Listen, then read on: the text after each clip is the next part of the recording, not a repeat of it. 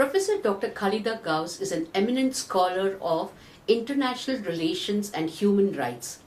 She has held several prestigious posts to include Director, Center of Excellence for Women's Studies, Chairperson, Department of International Relations, University of Karachi, and Pakistan Center for Democracy Studies.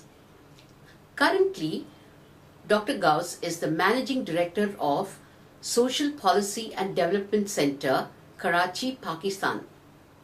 She has extensively worked on foreign policy development and gender issues.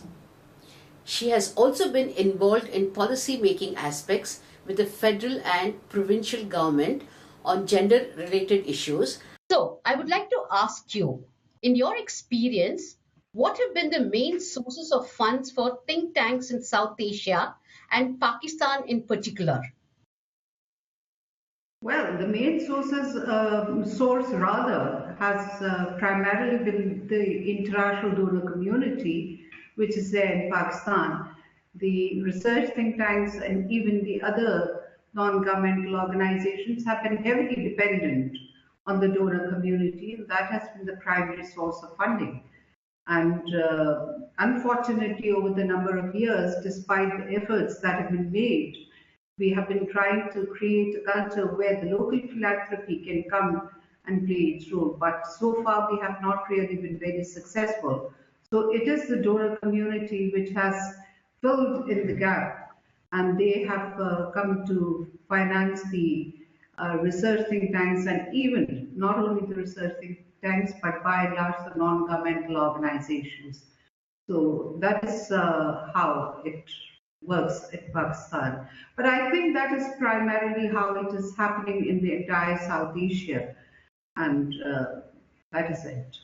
Okay, that's great to know. Moving on to my next question, what I would like to ask you is, what do you see as some of the barriers and challenges that come in the way of seeking new sources of funds and financial sustainability? Well, there has been some of the traditional things which, of course, were challenging the research organizations and the think tanks over here in Pakistan. But nonetheless, the things are changing fast. And I think some of the challenges are, of course, primarily the financial sustainability, because over the number of years we have seen that the donor community is gradually moving away from the research think tanks primarily, and they are moving more towards the advocacy, they're moving more towards the areas of social mobilization. That is one thing which is of concern for organizations like Social Policy and Development Center. So this conditionalities, or they are pushing research think tanks more towards that they should also be working into these areas and working along with social mobilization organizations, so more into the collaborative researchers. And then secondly, I think the other thing is that they have gradually moved into the conflict areas. That is, the change of the priority is again of major concern over here. And I think that is a factor which needs to be looked into, because South Asian, some of the South Asian countries have been affected by the changed geopolitical dynamics. And I think Pakistan has been affected by it for a very long time, and the donor community has reprioritized its priorities. Okay. And quite a number of the major donor communities, like I think I shouldn't be naming them at this particular point, right, but they have moved themselves towards the conflict-affected areas.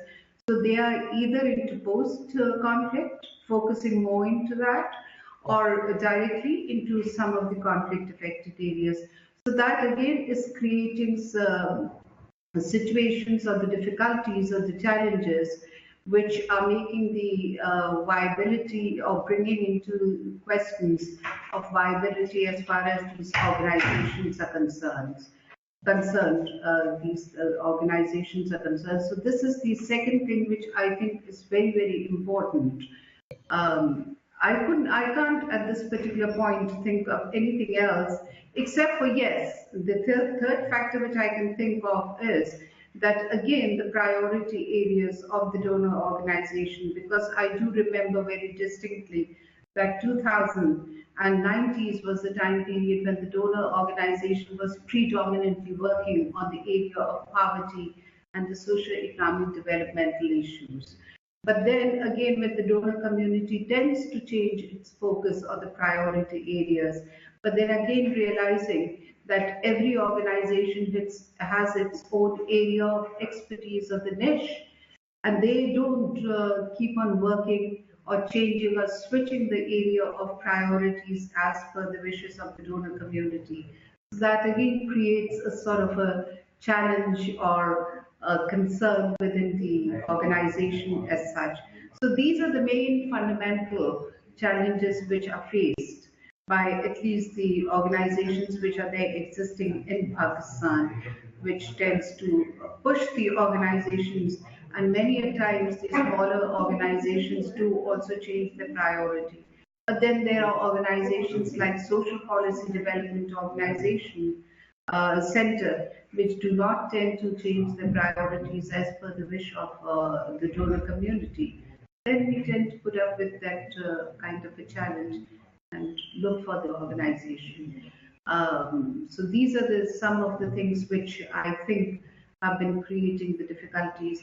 But one more thing which I would like to point out is that initially the donor community over here used to bring in the project, they used to bring in the program support, or should I say that that kind of a support was being extended. But now they are moving more towards the project support. Now that again is something which is of concern, and that creates the challenge for. Thank you. So my next question is with regard to financial sustainability of think tanks. What, according to you, are the emerging opportunities and trends that should receive some attention? And also, from your perspective, how can think tanks think differently about funding? Actually, when you think about it, these days, there is an increasing trend of actually moving towards the consortium. And I think this trend of moving towards the consortium is increasingly pushing the organizations willingly towards going. I mean, there is a plus point towards it, but there is a minus point towards it also, which I'd like to mention. Plus point is that it encourages the networking, both within the country and between the regions and within the region also. So that is a very plus thing which is there, and it helps in building the strengths of the organization when you start and when you enter into that such kind of consortiums. So that is a plus point of it. The minus point of it is that it leads to the division of the finances, and that is something which at times it works as a disadvantage for an organization. So one needs to understand that there is an increasing trend of going into the consortiums and then applying it for the bids as such. So there's nothing much which you can do. There is an increasing trend of it that is happening, and we are forced to do that. As far as the financial sustainability is done, we have to go for the untraditional means of it. We can't keep relying on the donor community for too long. And I think it's very important for the institution to actually be looking for the alternate sources of funding. It's very important that instead of looking for the international donor just beyond the region, it's very important that we should also start looking for the donor community within the region. What I'm trying to say is that if we are there existing within South Asia, we should start tapping for the donor community within South Asia also. Why can't we start building that kind of a culture? And I think South Asians should start doing that. And then moving a step forward, we should start tapping the local philanthropy also. I think that is something which I've been talking about it for the last decade at least. But I wish if that kind of a culture can be developed. Philanthropy is definitely there, but they would like to give for food and for so many other things for the educational institution. But that kind of a philanthropy where they come forward and they start giving it to the research organization is actually not in as yet. Right. But we shouldn't be giving up hope, and we should continue to keep exploring as to which are the things. So I have actually started doing that. And I have been in contact with the chambers, with the federal chambers of commerce and industries in Pakistan, Karachi Chamber of Commerce and Industries also. And I'm actually also a chairperson of one of the committees. So we should start exploring the local money which is available, and also the business community, and so on and so forth, and try to generate that. And I think teaching and research is something coming from the background of academics. I've always been a firm believer of it, that if we shouldn't be going for the degree as such at this particular point, but I've always been a believer of it, that we can go for some sort of a diploma or a certificate course for the in-service people who are there serving with the government and all that. We are a recognized, and there are, I'm sure about it, same goes for the other research think tanks also. If they can go and offer the diploma or certificate for the people who are in service, and from there onwards, they start looking for the alternate finances as such and start tapping. So, building of an institution which also starts generating some sort of a alternate financial resources, that is very, very important. And I think there is no harm in doing it. Research and teaching do supplement each other. That is what I firmly believe in it, and we must start doing it. So there is not one single way, but there has to be alternate 2, 3 means of actually be looking for the alternate means of the financial, to generate the finances for a research organization. But some sort of it has to be very incremental. We are gradually moving towards it. It will take time to materialize it. But for everything, for example, I've been talking about it, that we need to initiate such kind of a thing. But for every initiative, you need some sort of a seed money. The whole question comes in from where do you get the seed money? And the whole question comes in that how do you start building the endowment, some sort of a sustainability. For example, if you have your own building, you will start saving lots of money. So the whole thing that if the current donor would allow you to build your own endowment, I mean, these are some ethical questions do also come to play their role into as to what are the sustainability issues for the research think tanks or for the other think tanks. We need to start addressing certain ethical questions. To what extent and in what way can the role of the donor and the think tanks come to play their role in actually creating space for these research think tanks to actually be opting and exploring the opportunities for the sustainability of these particular institutions or the organizations as such. So there are traditional ways, traditional means of looking for it, but there have to be the other means, the alternate, the untraditional means of looking for it. So with the business community, with the chambers maybe, within the region, South Asian region, we have been talking about the integrations of the regions, and probably, one step forward in actually building that kind of a culture. We are talking about the research think tanks. Think tanks have to take the lead in exploring the new avenues. And I think that is where the role of the think tanks actually come to.